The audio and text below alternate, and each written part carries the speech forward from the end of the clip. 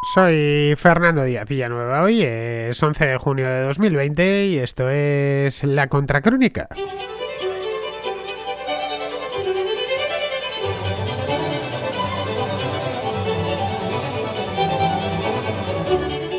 El Banco de España empeoró esta semana sus previsiones económicas, lógicamente, que para algo es el Banco de España, al estimar una caída del PIB para este año, para 2020, que oscilará entre el 9% y el 15%.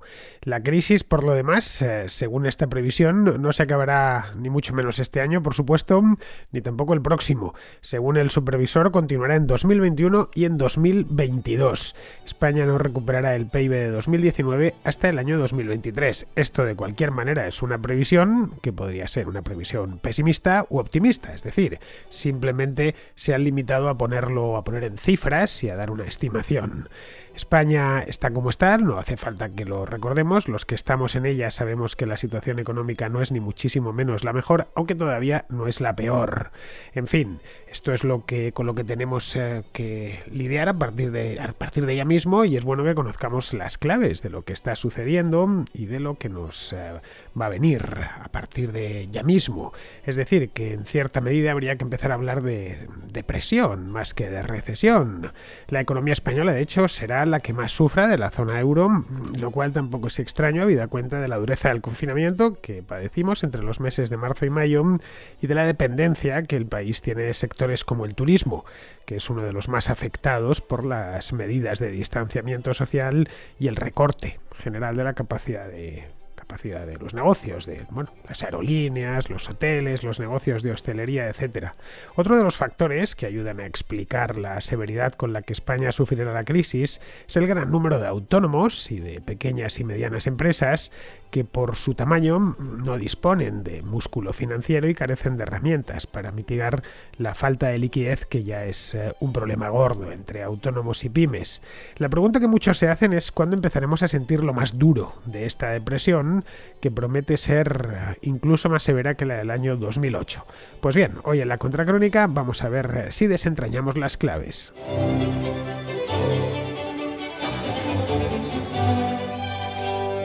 Vivimos en España desde hace más de un mes, o cosa de un mes aproximadamente, en una especie de limbo.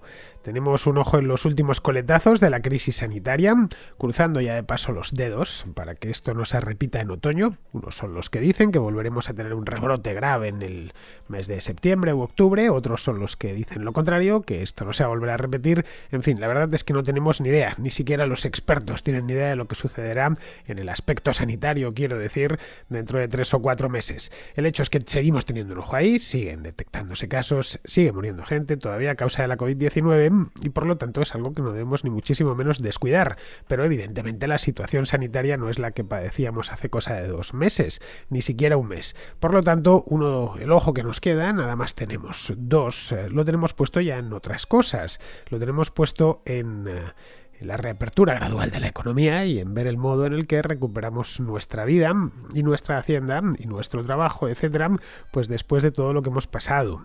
A día de hoy todo el país se encuentra en fase 2 de la desescalada. Hay partes del país que están ya en fase 3, lo mínimo es fase 2, que es en la que está Madrid, Barcelona y algunos lugares de Castilla y León, pero vamos, la mayor parte del país, quitando las 2 principales ciudades, está ya en fase 3, es decir, cerquita ya del final del confinamiento, o de este confinamiento muy liberado que tenemos en estos momentos. No hay confinamiento como tal, simplemente hay restricciones, incluso en ciudades como Madrid o Barcelona. Es decir, que poco a poco, a lo largo de las últimas 2 semanas, todos los españoles nos hemos ido reincorporando a lo que era nuestra vida. No exactamente lo mismo, como bien sabemos, porque salimos a la calle y encontramos a la gente con mascarillas. De hecho, nosotros mismos tenemos que ir con ellas y no está ni mucho menos toda la actividad económica que había en el mes a principios de marzo o a finales de febrero. Es decir, que la vida económica del país ha recuperado parcialmente su normalidad, no del todo, y del todo me da la impresión que eso vamos a tardar bastante en verlo. Muchas empresas que han permanecido cerradas durante más de 2 meses reabren paulatinamente, algunas todavía en Madrid por lo menos no lo han hecho, al menos las que tenemos a la vista en las calles, todavía se ven cafeterías que no han abierto, restaurantes que han puesto fecha y todavía no han abierto, pero bueno, el hecho es que la calle vuelve a estar llena de gente, pero bueno, es un hecho que no hace falta que os lo explique porque lo conocéis, pero que los árboles no nos impidan ver el bosque. La economía española está muy tocada, esa es la realidad, son muchos, cientos de miles los negocios que han echado el cierre y que no volverán a abrir.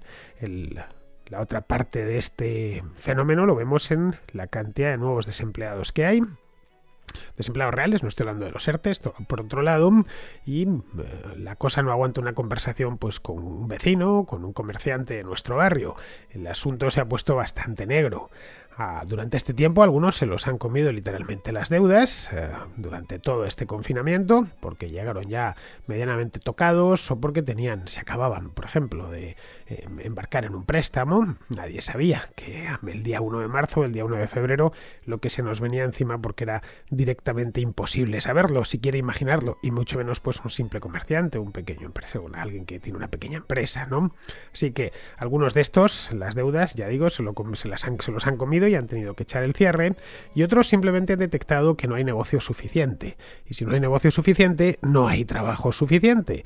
De ahí que es común en las calles ver cómo el café al que solíamos ir o el bar o el restaurante está abierto, pero tiene muchas menos mesas porque la ley no les permite llenar más, y menos personal, es decir, no están todos los que acostumbrábamos a ver simplemente por lo que decía, porque no hay negocio suficiente. El hecho mismo de tener, por ejemplo, en fase 2, que solo se puede abrir la terraza, la parte interior del café o del restaurante tiene que estar cerrada, pues ya limita bastante la capacidad del local, y eso implica que no sean necesarios tantos trabajadores. Vamos, que en principio cualquiera puede abrir su negocio, pero solo el 30% del local está admitido para puedes ocupar el 30% de las mesas, y aún así observando medidas de seguridad estrictas. Ya digo, como no superar ese 30% de la capacidad. Eso evidentemente pone por debajo del umbral de rentabilidad a muchos hoteles, a muchos restaurantes, a muchos cafés, a muchas cervecerías que habían aguantado con la lengua afuera en muchísimos casos hasta este momento, pero que bueno, se están cuestionando seriamente si podrán pasar del verano. Es decir, que no ganaban 0 euros, de hecho incluso les costaba tener el local cerrado muchísimo cada día que pasaba sin poder abrir, y ahora lo que están viendo es que algo ingresan, pero no lo suficiente como para mantener el negocio operativo. Muchos han conseguido superar este temporal recurriendo a estos expedientes temporales de regulación de empleo, los famosos ERTE, pero nadie sabe a ciencia cierta cuánto van a durar. Esa es la verdad, porque la política añade a toda esta historia una dosis de incertidumbre, que por lo demás es completamente inadmisible, porque si para algo deberían estar sirviendo los políticos, el gobierno concretamente, es para transmitir seguridad a los que crean riqueza, es decir, no darles versiones contradictorias, no decir, por ejemplo, el mes pasado que iban a cargarse la reforma laboral y a la vuelta de unos días que eso se haya olvidado. El daño que hacen es terrorífico, que hacen sobre todo el tejido económico. Bueno, ¿a qué nos vamos a atener? Es un gobierno, creo que a estas alturas ya no es aventurado decirlo, completamente errático y en muchas ocasiones caprichoso. Cuando toman decisiones, los ministros se contradicen entre ellos, hay un montón de globos sonda, lo que dice la ministra de Trabajo un día, el día siguiente es lo contrario. Vamos, que hasta que no lo publica el Boletín Oficial del Estado, los agentes económicos no saben a qué atenerse, porque como ya digo, los ministros se contradicen entre ellos y es una cosa bastante común, y lo que hoy vale, mañana no lo hará, y viceversa. Todo esto es un problema muy serio para quien tiene un pequeño negocio, para quien tiene una mediana empresa con 30 o 40 empleados, saber si le van a cambiar las normas o no, si no se las van a cambiar, si va a poder prolongar estos ERTEs después del día 30 de junio o no va a poder, o directamente que le van a quitar esa figura porque se van a cargar la reforma laboral. En el debe del gobierno hay que sumar alguna cosilla más, ¿eh? Hay que sumar, por ejemplo, su pésima gestión de todo lo relacionado con el empleo desde el principio. Es más, volviendo sobre este tema de los ERTE.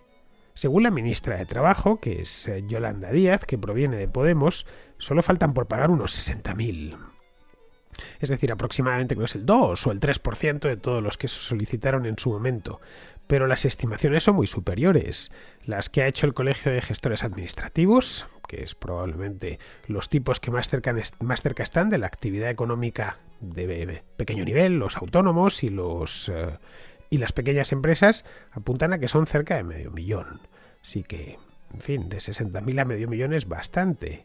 Hace un mes eran muchísimos más, eran cerca de 1.000.000, unos 900.000, los ERTE que estaban sin remunerar por parte del Estado. Los que estéis informados o sigáis en las redes sociales a algunas cuentas o simplemente leáis la portada del periódico por las mañanas, lo sabréis, que se quejaban amargamente muchos de no haber recibido, todavía no haber visto un solo euro desde que los incluyeron en un ERTE. Es decir, por razones desconocidas que todavía no han tenido a bien transmitirnos, todos estos ERTE no se tramitaron y como consecuencia no se pagaron, dejando sobre el alambre a millones de personas que necesitaban ese ingreso no para nada, sino para comer y para atender las facturas más perentorias.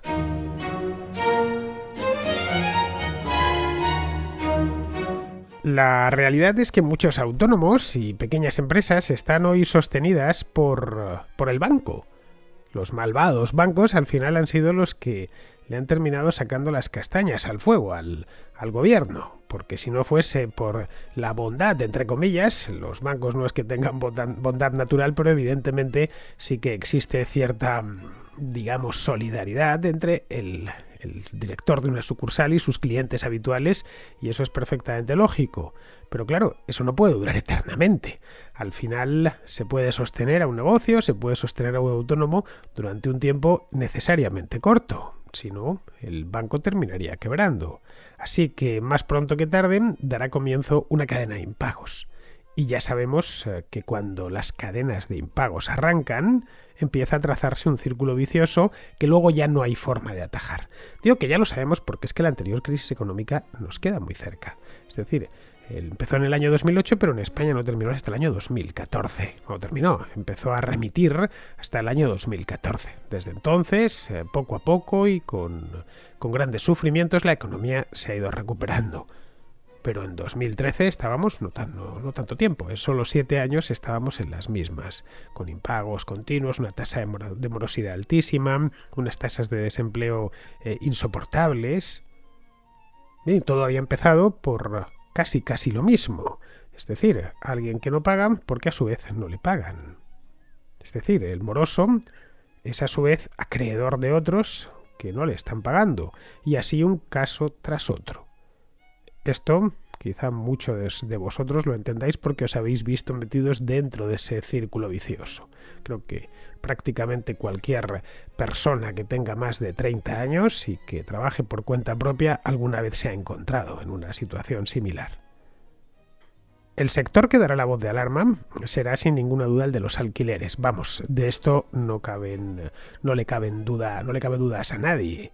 Hasta la fecha, muchos arrendatarios de locales y de oficinas han aplazado el pago, pues por lo mismo, por simple solidaridad, por simple caridad, pero llegará el momento en el que no pueda aguantar más y tendrá que elegir entre su propia quiebra o solicitar el desahucio. Es un dilema, una disyuntiva bastante complicada para el dueño de un local o el dueño de una oficina, pero a fin de cuentas cuando no queda ni un solo euro en la cuenta corriente, la gente tiene que tomar decisiones que probablemente de manera íntima le repugnen. Esto es inevitable. Una persona que tenga una familia o una empresa que tenga locales en alquiler y que hasta ahora, por las circunstancias tan peculiares que hemos vivido, ha estado fiando a sus arrendadores, le diga que no, y esto es algo que será dentro de menos tiempo del que pensamos para poder colocar esos inmuebles de nuevo en el mercado. Ese será el primer golpe de realidad. Luego ya vendrán todos los demás. En las zonas costeras y en las ciudades turísticas, que en España son unas cuantas, especialmente el interior, El verano traerá un repunte de actividad que en algunos lugares ya incluso se está empezando a ver, pero esta actividad será mínima en comparación con la de otros años, y eso se dejará notar en todos los negocios, absolutamente en todos.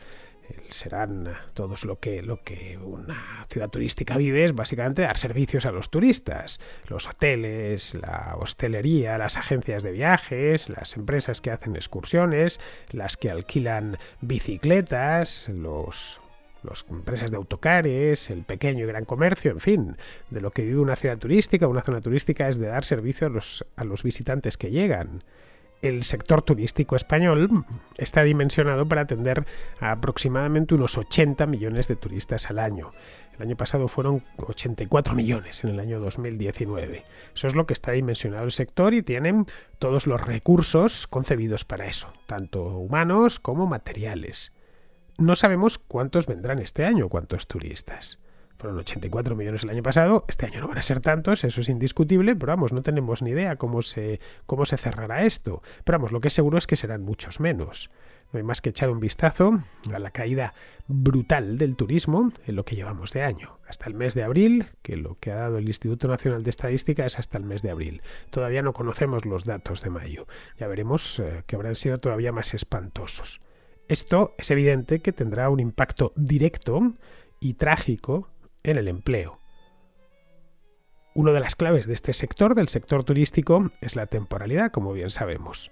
Las zonas turísticas tienen 5, 6 meses, en algunos casos un poco más, en otros un poco menos, de verdadero trabajo, en los que se hacen el 70 o el 80% de la facturación anual.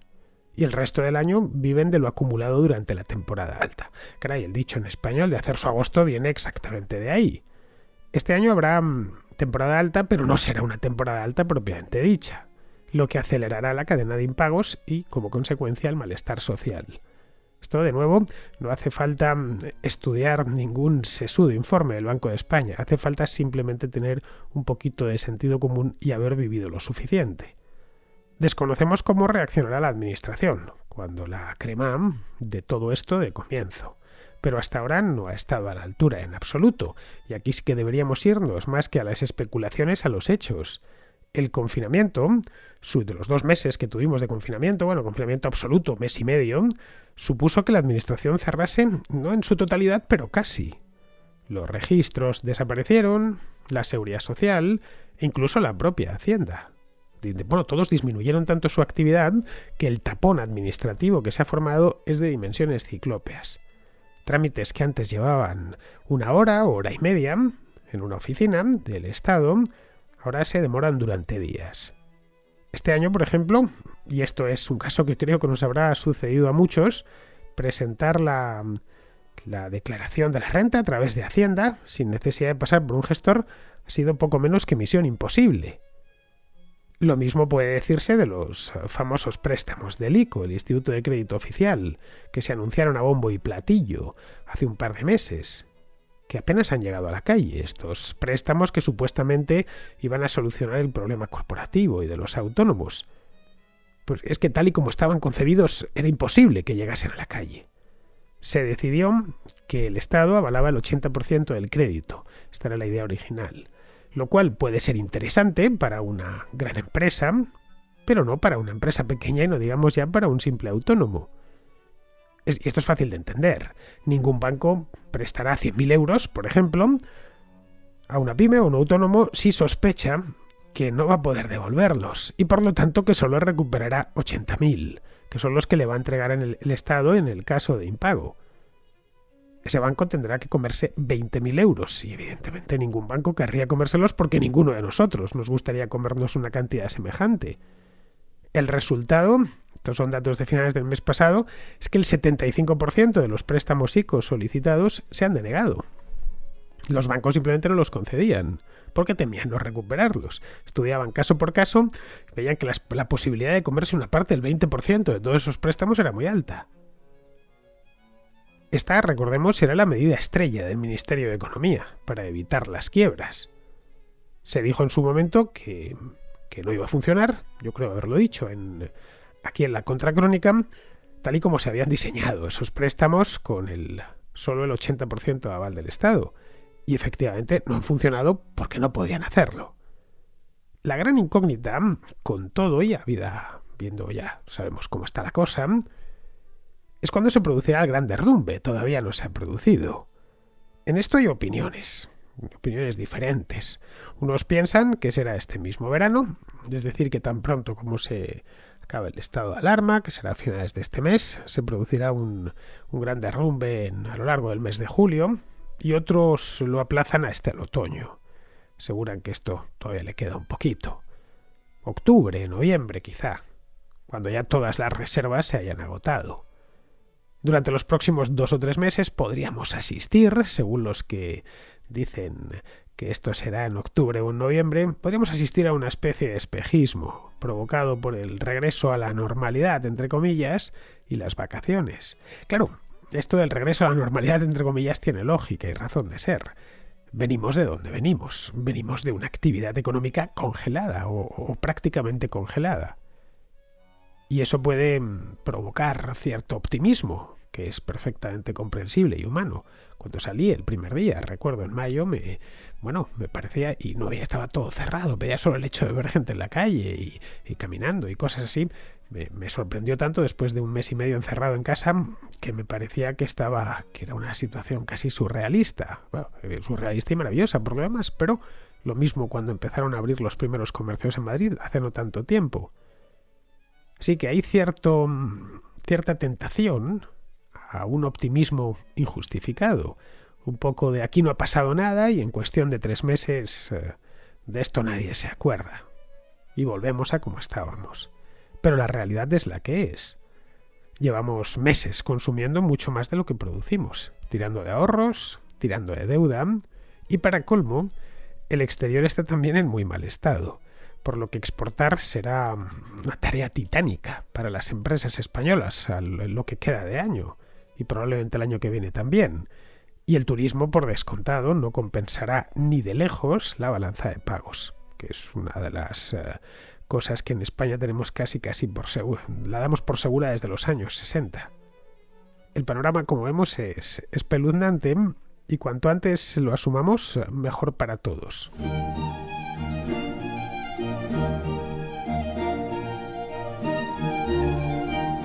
Vamos con la contrarréplica. Empezamos con Miquel, que vuelve sobre el tema este de George Floyd y de las manifestaciones, aportando un par de reflexiones. Buenas, Fernando. Lo primero, felicidades por tu programa, que es realmente de lo mejor que hay por internet y me has hecho una cuarentena muy amena.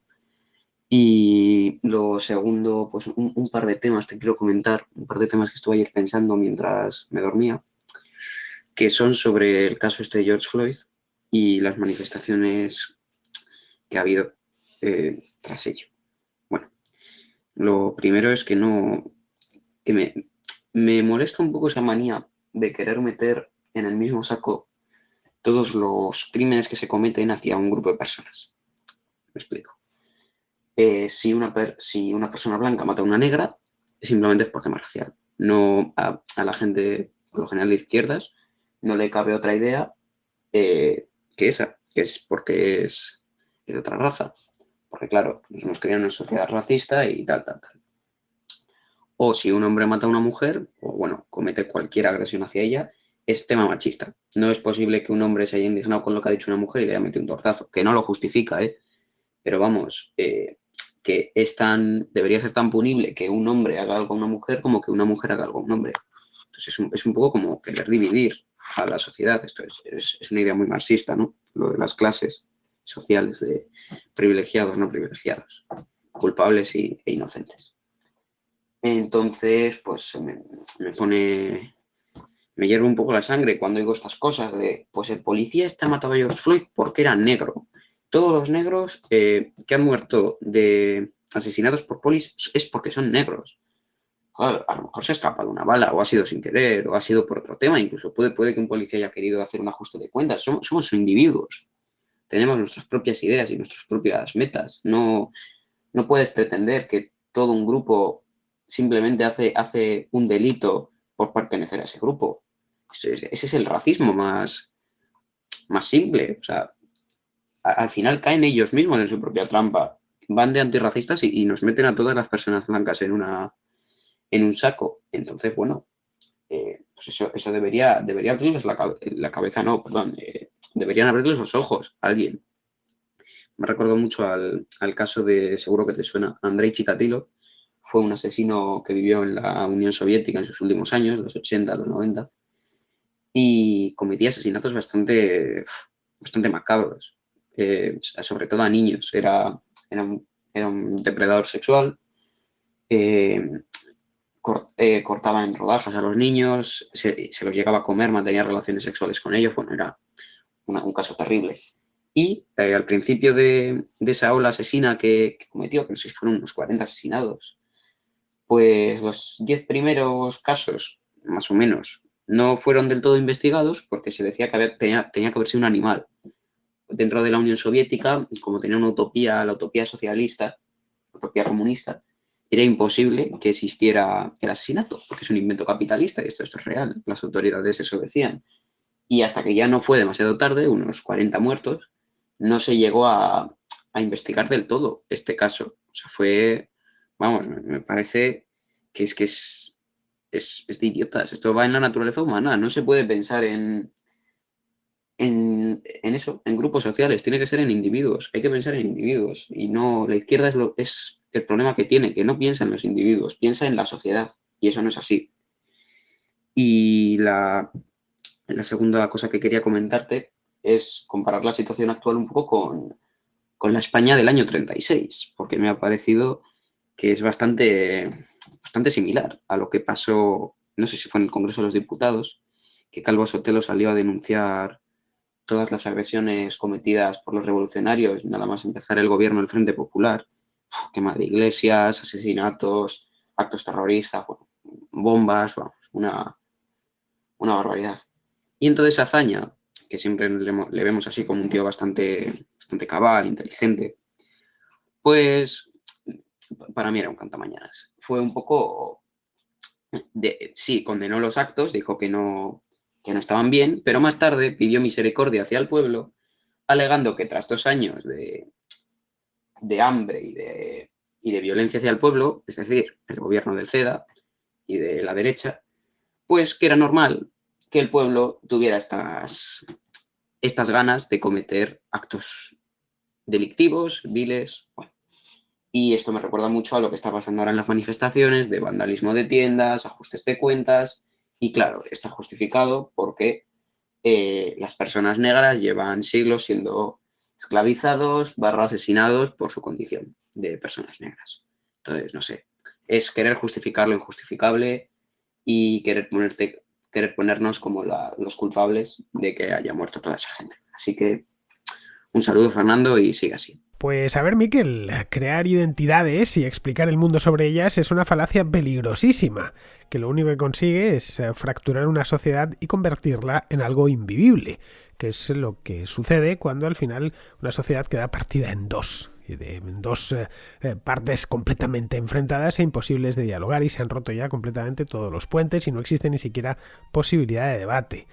La verdad es que en esto de las identidades, identidad solo hay una, que es la identidad humana, una identidad perfectamente distinguible del resto de identidades de otras especies, de la identidad canina o de la vacuna o de la porcina. El problema no es la violencia de los blancos hacia los negros o de los negros hacia los blancos, sino la violencia en sí misma. Esto de Black Lives Matter debería llamarse All Lives Matter. Todas las vidas importan, todas. Porque además aquí hay un problema añadido, que no le consiguen dar salida a este problema, que es ser blanco o ser negro. No, parece una tontería la pregunta, pero es que no está tan claro. Es decir, nos lo venden como identidades cerradas, pero es que no es así. La diversidad genética humana es muy pequeña. Los llamados marcadores raciales se limitan a muy poquitas cosas, al color de la piel, la estatura, la forma de los ojos y poquito más. No existen razas puras. Luego, más allá de los libros, esos libros de finales del siglo XIX, cuando aquello estaba de moda, de describir razas. Luego, ¿dónde ponemos los límites? La mayor parte de los seres humanos, por no decir la práctica totalidad, somos mestizos. Así que crear una dicotomía blanco-negro y tratar de meter a media humanidad en alguno de los dos cajones es un disparate propio de racistas. No digamos ya construir la sociedad sobre identidades que son, ya digo, que la piel es un poco más oscura, un poco más clara. Cuando alguien toma el sol en verano y se pone, como decimos en España, he estado una semana en Mallorca y me he vuelto negro, pues vuelve que has vuelto muy moreno. Entonces, ¿qué cambias de raza? Es decir, es absurdo. Simplemente es un debate que no se debería ni tener, porque ya se tuvo en el pasado y causó bueno, no se debería ni tener. Deberíamos tenerlo porque es que lo han devuelto al tapete de nuevo. Pero las diferencias entre seres humanos no constituyen, diferencias físicas, ya digo que además son minúsculas, no constituyen categoría alguna. Y por lo tanto identidad alguna sobre la que edificar un discurso. Pero bueno, vamos a seguir con Carlos, que tiene una pregunta sobre el tema este de Black Lives Matter. Hola, ¿qué tal, Fernando? Verás, esto es una duda muy simple que me ha surgido ahora con lo del Black Lives Matter y me gustaría saber si tú piensas lo que dice mucha gente sobre que se trata de una organización supremacista negra. La verdad es que yo creo un poco desafortunado el nombre en cuanto a Black Lives Matter. Porque si de verdad te interesan las vidas, lo primero es que las vidas de todos no valen lo mismo, ya lo vemos a diario, no vale lo mismo la vida de un negro que de otro, ni la de un blanco que de otro, la verdad, y valen lo mismo la vida de un blanco pobre que la de un negro pobre, por mucho que digan lo contrario, pero me parece curioso que intenten con todo esto de, ya lo has hablado tú, de los identitarismos que está metiendo tanto la izquierda y tal, pero parece que, bueno, esto es otro más, ¿no? De decir, solo las nuestras son las que importan, cuando en verdad deben importar todas. Debería ser un All Lives Matter, no un solo black o white. Y si hubiera un White Lives Matter se le echarían encima porque dirían, ah, privilegios, ah, no sé qué, privilegios de qué. Tú sabes la de blancos que mueren y a nadie le importa, tú sabes la de blancos que tienen su vida dificilísima y no, no logran salir adelante. No sé, son las tonterías estas que luego la gente se las cree, de verdad, se creen que los negros nacen y crecen en Estados Unidos bajo el látigo de algún esclavista, cuando la gente pobre toda nace, crece y estudia e intenta salir adelante bajo las mismas presiones y las mismas dificultades. Entonces, como volvemos a lo mismo, la sobresimplificación y el tratar de hacer unas minorías desprotegidas solamente porque ¿qué? Obama estuvo 8 años en la Casa Blanca y no cambió nada. Entonces, ¿qué problema hay? Y mira, llegó a lo más alto de la política mundial, ¿no? Que se podría considerar el presidente de Estados Unidos y ahí está. O sea, ¿qué clase de racismo hay en Estados Unidos si él llegó a presidente? Teniendo que solo el 13% de los americanos son de raza negra. No creo que fuera porque le votaran solo los negros. Por lo tanto, tuvo que haber mucha gente ahí que no era racista. Entonces, todo esto cortinas de humo, lo veo como cortinas de humo y este tipo de organizaciones, pues no sé, las veo que son otra forma de malmeter el ambiente y de seguirnos separando un poco más. No lo sé, por eso veo a tanta gente con lo del Black Lives Matter y digo yo, no sé, a veces piensas, le doy la vuelta al mensaje y a ver si tendría algo de sentido o sería bien visto y cuando lo haces y ves que no, dices, es que esto no debería de estar bien. Si algo le das la vuelta y no funciona en el sentido inverso, me refiero de este tipo de razonamientos, es que yo creo que tienen un fallo de base. Pero bueno, que me pierdo de la pregunta inicial. Bueno, ya me dirás qué opinas de todo esto. Muchas gracias. Pues no, Carlos, las vidas de todos valen lo mismo. El precio de una vida humana es incalculable y todas, absolutamente todas, son igualmente valiosas. Las de los negros, las de los blancos, las de los rubios, los morenos, los pelirrojos y los que tienen los pies planos. Cualquier vida humana de las 7.000 o 500 o 600 millones de seres humanos que hay sobre el planeta, todas y cada una de ellas tienen el mismo valor. Otra cosa es que quienes por intereses políticos quieren, qué sé yo, por ejemplo, gobernar y obtener el poder, pues se dediquen a fabricar minorías de oprimidos para partir la sociedad en dos. Justo en un momento, además, en el momento de nuestra historia, de la historia humana, en el que creíamos haber dejado atrás los fantasmas del pasado. El Occidente actual, y hablo de Occidente porque es donde yo vivo y lo que mejor conozco y me parece que es la sociedad más avanzada y la mejor sociedad de todo el mundo, es el lugar más diverso y pacífico de todo el planeta y por supuesto estamos en el mejor momento de nuestra historia. En ningún ordenamiento legal occidental actualmente existe discriminación alguna por razón de sexo, de raza o de orientación sexual. Nos ha costado siglos llegar hasta aquí, como para que ahora vengan unos fanáticos a dividirnos pues, por cuestiones identitarias ya completamente superadas. Bien, pues vamos a dejar este tema y vamos ahora con Javier, que desde Taiwán nos pone en contexto asiático, llamémoslo así, la posible retirada de tropas estadounidenses de Alemania. La decisión de sacar tropas de Alemania por parte de Donald Trump es simplemente una respuesta a las necesidades estratégicas del ejército de Estados Unidos a día de hoy, que no están en Europa, sino en el Extremo Oriente. De hecho, aquí hay focos de conflicto que, desde luego, no son nada desdeñables. Por poner un ejemplo, durante los últimos días ha habido roces fronterizos muy serios, muy serios, entre el Ejército de Liberación Popular y el Ejército Indio. La flota del ejército del Partido Comunista Chino está molestando todo el rato a los países vecinos, a Taiwán, a Filipinas. La aviación también está molestando. Luego, es bastante normal que Donald Trump quiera concentrar fuerzas en el Extremo Oriente, ya que, aunque pueda parecer estratégicamente poco inteligente, no puede descartar ningún presidente de Estados Unidos, sea Trump o el que sea, que el Partido Comunista Chino quiera iniciar una guerra. Insisto, estratégicamente no es inteligente, pero dentro del Ejército de Liberación Popular no hay inteligencia, hay mucha arrogancia.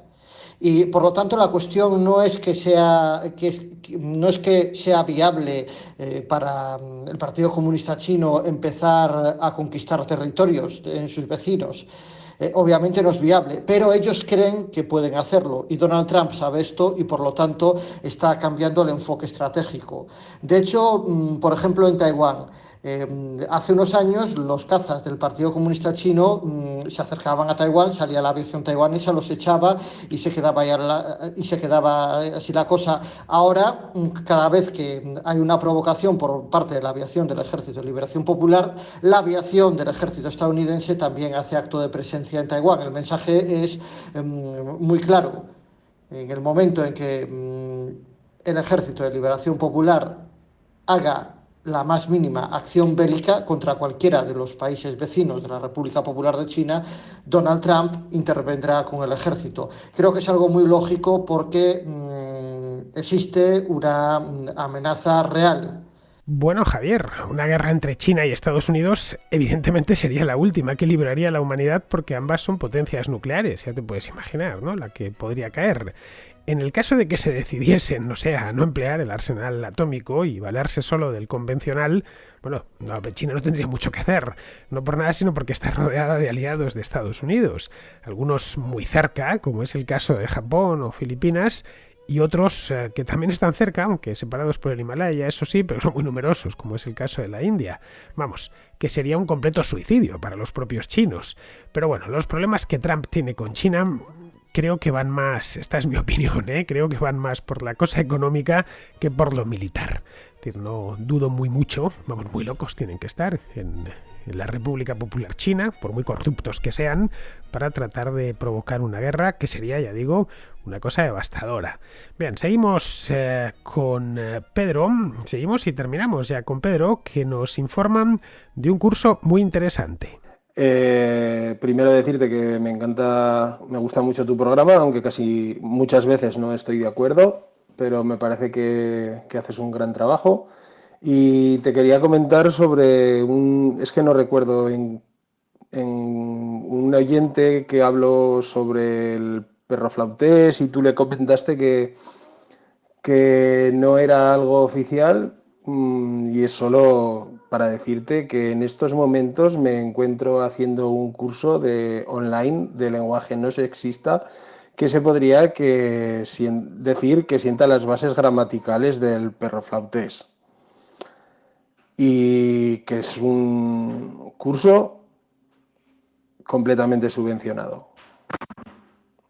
Venga, hasta luego y sigue con tu programa. Pues te voy a hacer una pregunta, Pedro, una pregunta que además creo bastante pertinente. Según me has informado, se me han puesto, no te lo voy a negar, los dientes largos. A ver, la subvención por el curso ese de lenguaje no sexista, ¿te la dan a ti? ¿Te la están dando a ti por recibirlo, por asistir?